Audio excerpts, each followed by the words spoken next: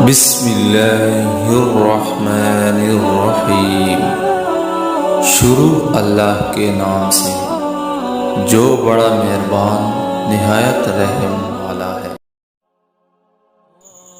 السلام علیکم ورحمۃ اللہ وبرکاتہ۔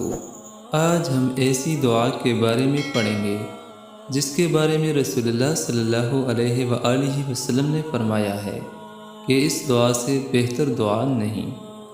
حضرت ابو ہریرہ رضی اللہ تعالیٰ عنہ کہتے ہیں کہ رسول اللہ صلی اللہ علیہ وآلہ وسلم نے فرمایا، بندہ جو بھی دعا مانگتا ہے وہ اس دعا سے زیادہ بہتر نہیں ہو سکتی، اور وہ دعا یہ ہے: اللہم انی اسألک المعافاۃ فی الدنیا والآخرہ، جس کا ترجمہ یہ ہے: اے اللہ، میں تجھ سے دنیا اور آخرت میں عافیت چاہتا ہوں۔ اللہ تعالیٰ اس پہ عمل کرنے کی توفیق نصیب عطا فرمائے۔ آمین ثم آمین۔